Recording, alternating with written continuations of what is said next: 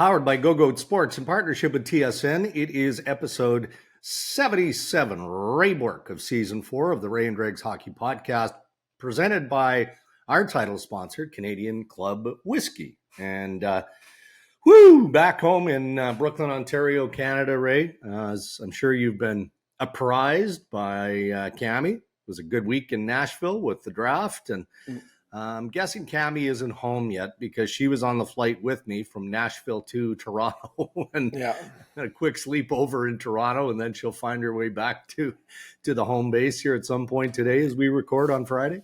Yeah, I think I've said this probably, 18,000 times since she was hired is I don't know that I really understood the hours that a manager puts in.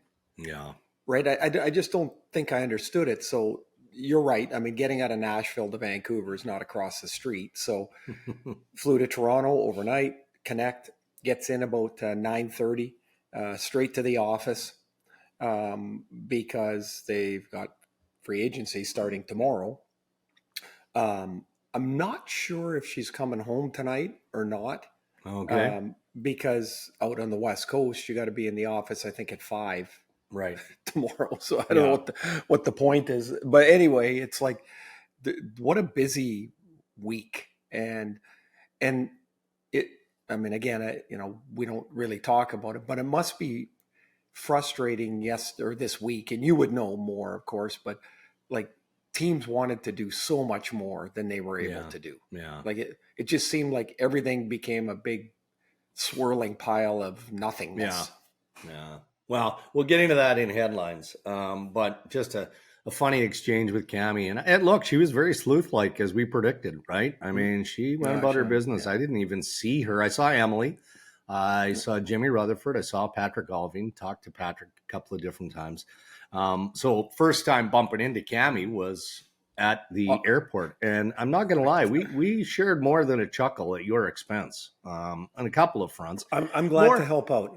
It was more in a supportive sense of humor, right? Yeah, sure. I mean, lots of people there who participated in the conversation loved the banana bread story. They absolutely loved it. And I actually had... Dregs, and I've got... An update? Do they multiply? Like, why do I have so many bananas all the time? So I think there's going to be another run this weekend of it. See, but that's no waste, right? When the bananas start to turn, you don't throw them out. You make banana bread. But then you got to eat it. Yeah, I know. But you can freeze banana bread. Well, you can, but I don't. So Cammie told a story about, number one, how impressed she was that you went through everything you had to complete the task of making the banana bread. Right. And then she said, and I don't know, I think it's okay that I share this story. Andrew Burnett was heavily amused at the fact that Ray Ferraro, his good buddy, actually made banana bread. So we got a good chuckle out of that, as did others in the conversation. Well, yeah. I mean, I'm glad that she was so willing to share the banana bread giggle with everyone. But I did get a text. Bruno did text me. What the hell has happened to you? Wow. And again, Cammie was sharing her appreciation and how impressed she is that you've embraced this role. This might be a bit of a blindside for you, but she's like, I don't think he fully understands or knows how much work I have to do in the next while here. I think he thinks that I'm coming home and it's let's get into vacation mode. So so you know what's going to carry the weight for a while here. So I'll share this thing. I don't think she realizes how much golf I have to play. And when she gets home, she's going to find out. Maybe that's her point. Getting home is going to be the challenger. The challenge for sure. Yeah. All right, well, let's check out the headlines, Ray. And as you alluded to a couple of minutes ago, not nearly as many trades. Now, there was a flurry of trades going into the week and at varying points leading up to Wednesday and Thursday in the draft. And there's lots of explanations for why that is, and many general managers who aren't afraid to share it. I mean, how about Billy Guerin yesterday, right? When talking about, now looking forward to free agency, And he's saying, yeah, apparently the agents think the salary cap is going up $10 million this year. But that's part of it too, right? It's the no trade clauses that have gummed things up to a point, both the no trades that are coming and the no trades in existence. Like Travis Sanheim in Philadelphia would be in St. Louis if Torrey Krug had waived his no trade clause. Krug didn't do that. So now Philadelphia is essentially trying to gift Travis Sanheim to a team because they don't want that long-term contract. They love the player. They just don't want that long-term commitment.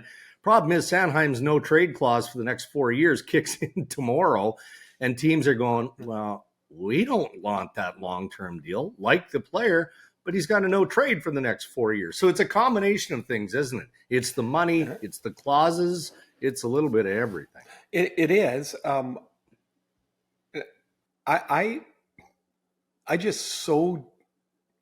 I don't, from the player's perspective, if you can get a no trade, good for you.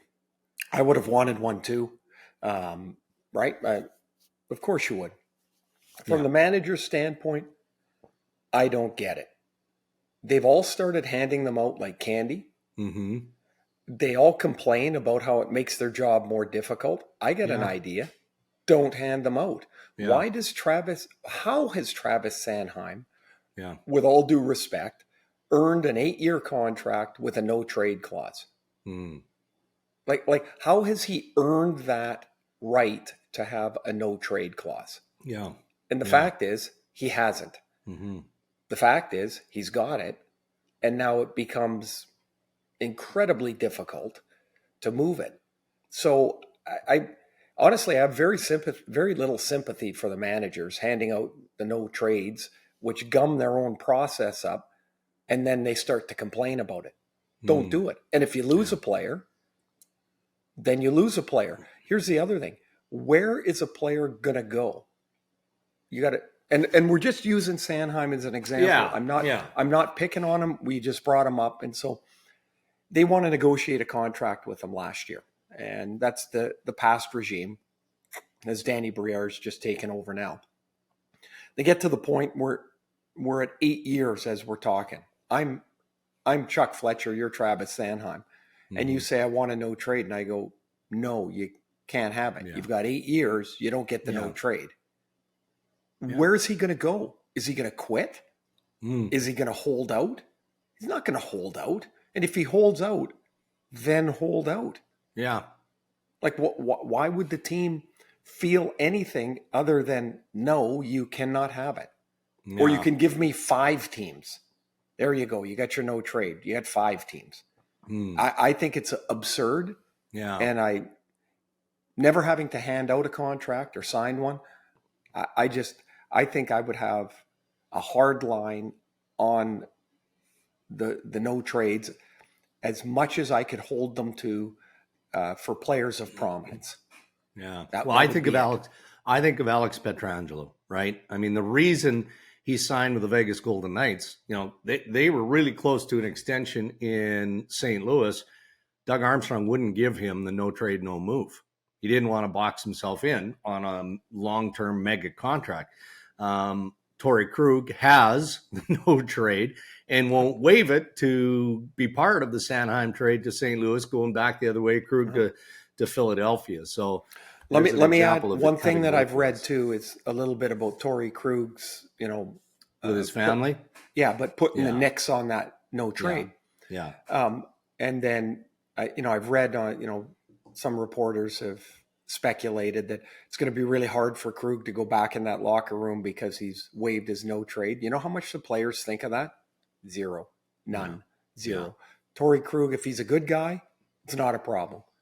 If whether he's got a no trade, not no trade, whatever. If he's a bad guy, then he's got a problem. But that would be the case anyway. Well, and I would nobody think that nobody cares. No, they'd be supportive because he earned the right to negotiate, and he got that in a fair negotiation. So every player in that room would go, "Hey, letter of the law, man. You're entitled to not waive." So when I read it, and I've read it in a few places, as it came up, I was like, I just wanted to make sure. Yeah. My thought out there is that there is zero thought from the other players that, Mm-hmm. gee, he should wave it and move along. No chance. Okay, so last time we spoke, episode 76, pre-draft, but I was in Nashville, and we'd talked about the imminent trade of Pierre-Luc Dubois to the Los Angeles Kings, and you gave opinion on some of the components that were expected to be included that ended up being included, and Gabe Vilardi, Iafallo, Kupari, second round pick, which was Montreal's pick, and on top of that, Pierre-Luc Dubois gets the mammoth extension, 8-year extension. So it was a sign and trade at an annual average salary of 8.5. In my opinion, I mean, this is deft work by Kevin Cheveldayoff. Turning an important piece, like Pierre-Luc Dubois was an important piece to the Winnipeg Jets, but he wasn't going to sign, didn't want to stay there. And they get those players who are going to be injected into the lineup and probably helping this team not only stay competitive, but I don't know. I mean, is it impossible to think that the Winnipeg and Winnipeg's not done yet? Let's see what happens with Scheifele and Hellebuck and maybe some other maneuvers that Cheveldayoff will make before they get into training camp. But they're not only going to be competitive, they might be okay, Ray. They might nibble at a playoff spot. Well, I think we're going to have to wait and see what the other returns are, because if Hellebuck goes, you need a goalie. Yes. Yeah. Right. So, and that can sink a playoff run, because you're not getting, Hellebuck's been a 60 game guy, 55, 60 games. You got to replace that. And are you replacing that with one goalie? Probably not. Right. Like that will be a challenge. I thought they did a terrific job getting the assets they did. Now, I don't think Kupari is going to score much, but I think he's going to be a legit bottom of the lineup, like bottom two line forward for them. He can skate. He's got good size. He's smart. Like a lot of Swedish players, the way they're schooled, they seem to be able to manage their way around the ice really well. Mm-hmm. And I like him. Vilardi was drafted in the first round. I think he was 10th in his draft year. And then he's had all kinds of back issues, and he finally got healthy, and man, he's a little older and a little stronger as well. But man, 23 goals last year. He's a player, and he can score. Iafallo is just, man, for a college free agent, which they don't often work out, he's just a real pro. Like he just, they played him with Kopitar for a number of years. They moved him down the lineup as their roster changed, and he just does the same thing. They did really well in this trade. And from LA's perspective, it's a lot of money and a lot of years for a player that hasn't, in Dubois, that has not stayed anywhere for a long period of time without, getting a little jumpy around the edges, right? Yeah. But they've committed big time to him. He's a really good player, man. He is really good. When he stays committed to the game, and that's really the $1 million question, I guess, or the $66 million question is, can he stay committed to it?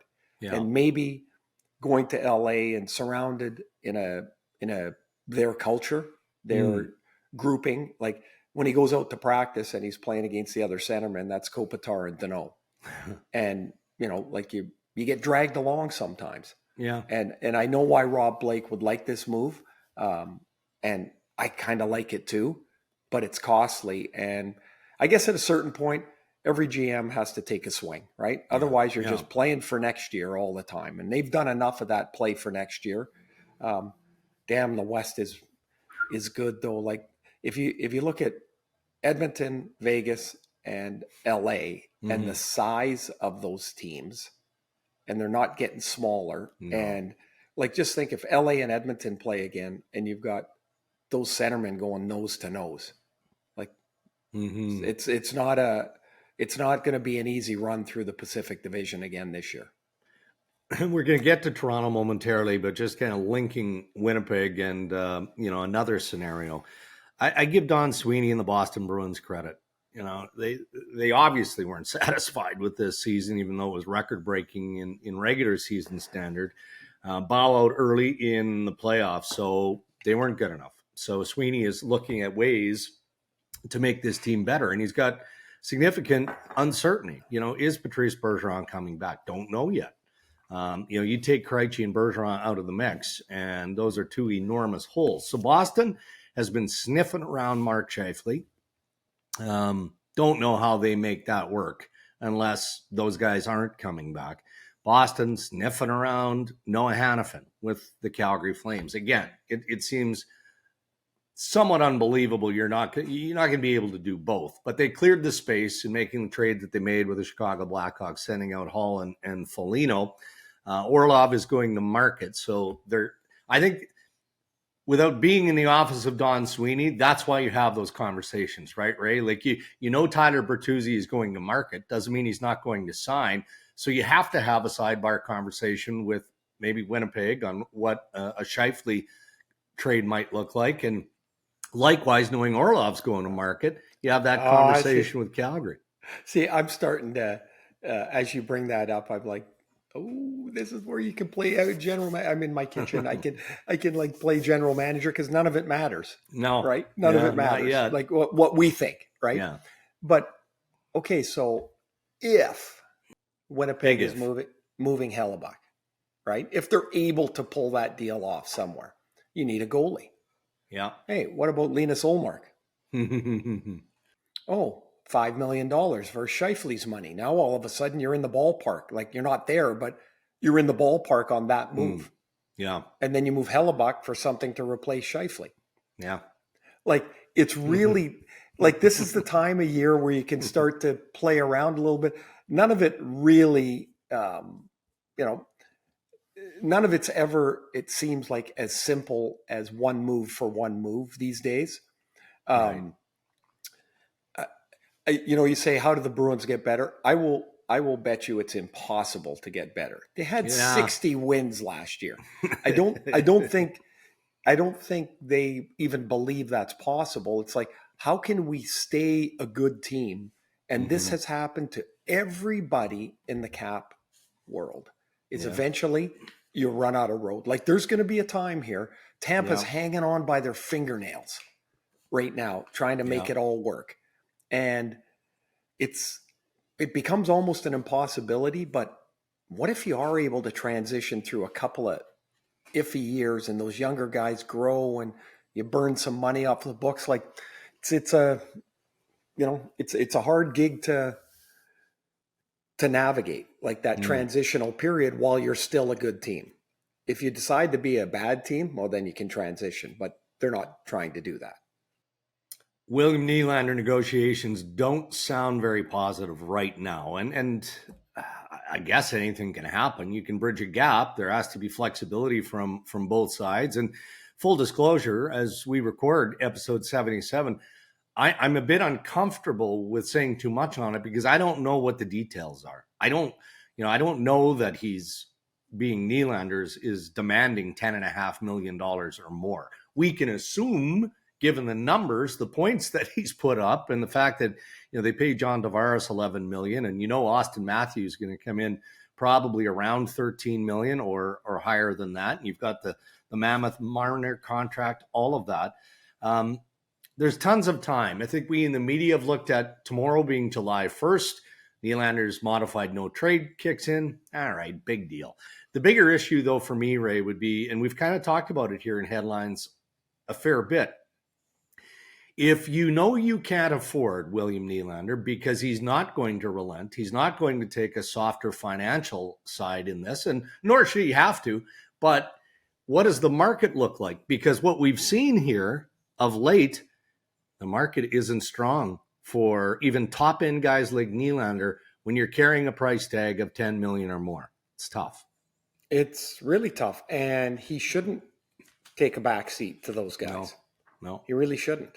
I think Nylander is just entering the prime of what he's going to do. There are times when he can wander around out there and, and you're like, I wonder what he's doing tonight. Those nights are fewer and fewer. Yeah. His top end or his B+ game is there a lot.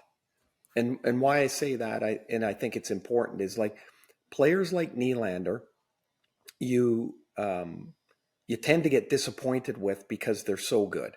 Mm-hmm. And around the league, there's a more of an appreciation, I think, for players with less skill that play near their ceiling more often. Mm-hmm. So would you rather have 80% of William Nylander or 90% of a guy that can't do as much? Mm-hmm. Right? Like that becomes part of the conversation because nobody's Right. going to have their A game all the time. I think Nylander's terrific. I think they are jammed up in Toronto, in my opinion, because of the allocation of the money. It's not so much of the people, it's the allocation of the money. If you can look at the Toronto defense and build a case that that's an NHL Stanley Cup contending defense, you've got me.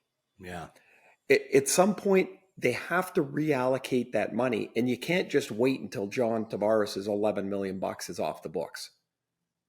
I mean, that's the one that really gums up everything more than anything else.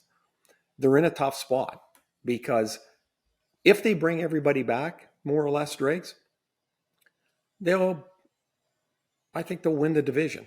Mm-hmm. I think they'll get 110 points or 108 points. They're going to be a really good team. And then they're going to get into the playoffs and none of it's going to matter. Right? And you can say, oh, this is the year they're going to break through, but is it? Mm-hmm. Are you really confident of that? Because they've not manipulated that stuff well enough yet.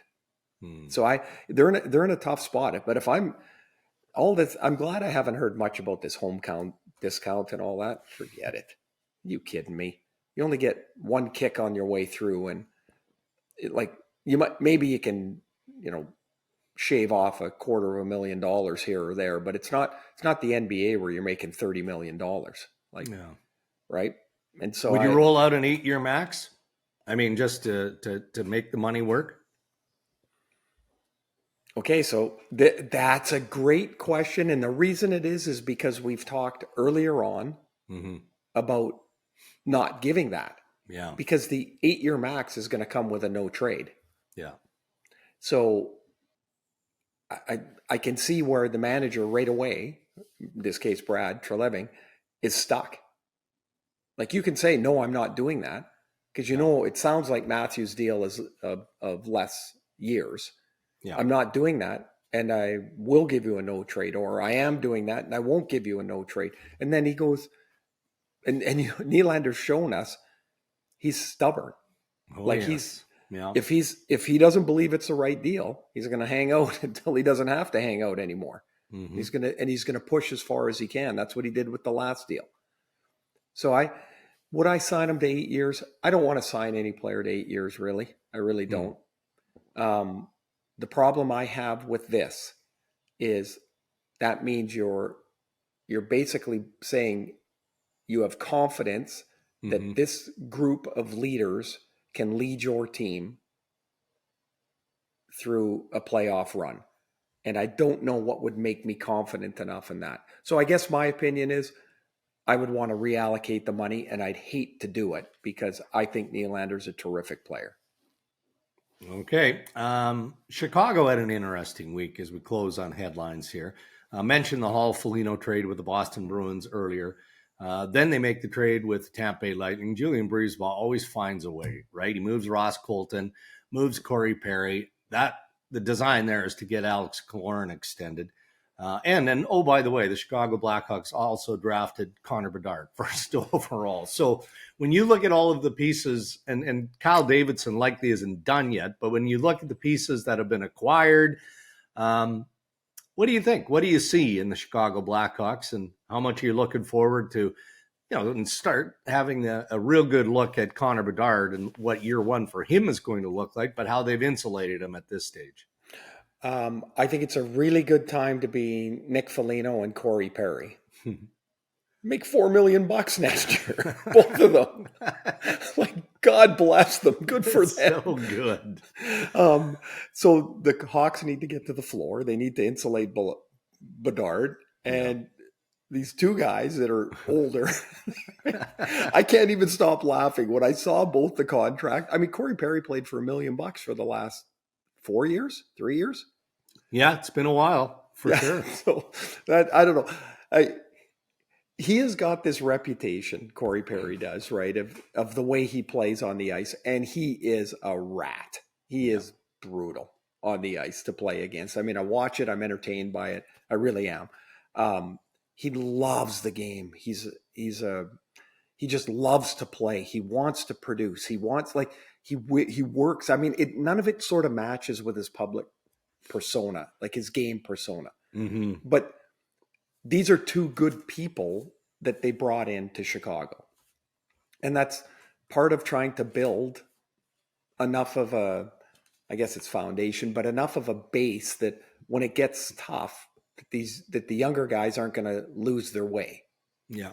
I like it for like what, no, I like Taylor Hall going to Chicago. I don't, they re-signed Athanasiou. Like, these are NHL players. Like, can Taylor Hall get 70 points again?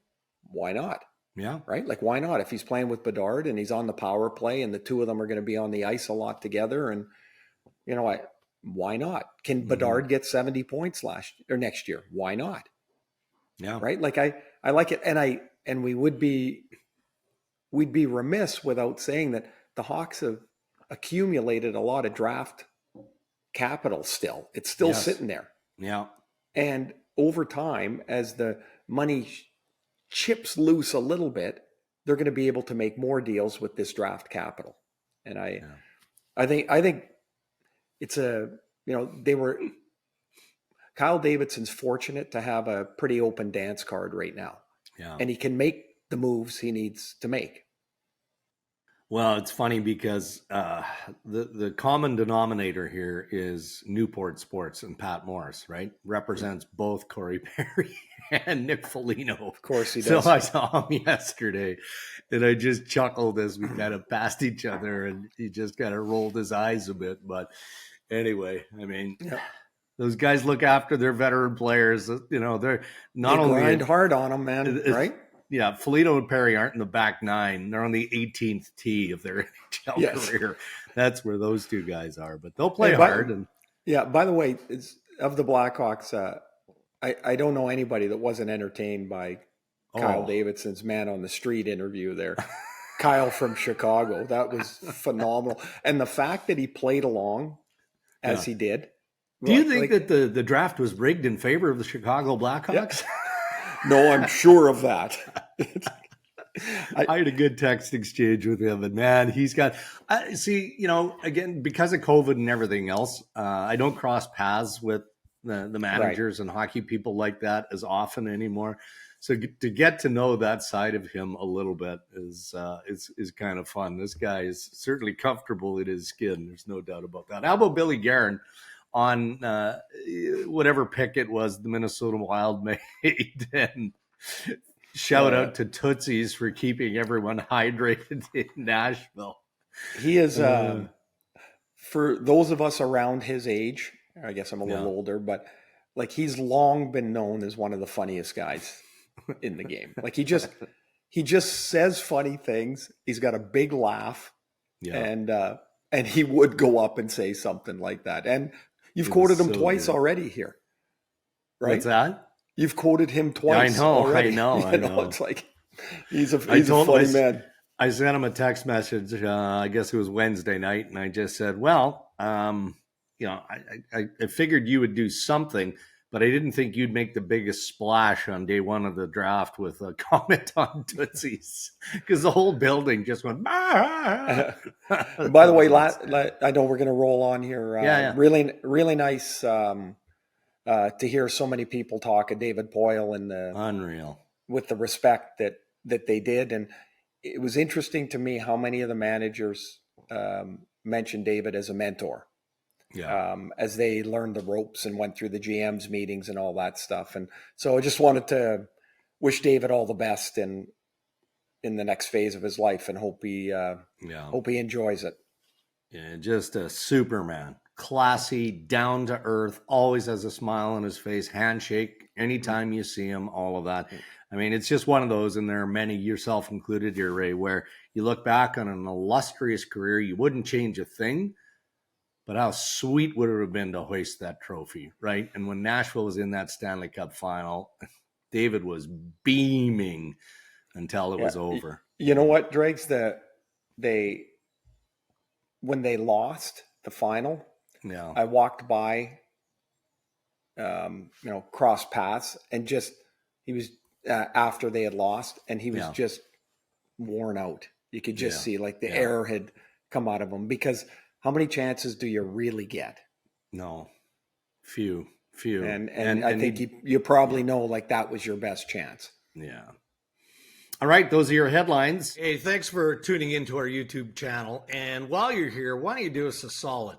Hit like and subscribe. Yeah, you'll get access to all the latest uploads. You can stay updated on the latest news and interviews from the Ray and Dregs Hockey Podcast. It only takes a couple of seconds. And from what I'm told, it helps with our algorithm thingamajig. Anyway, we appreciate the support.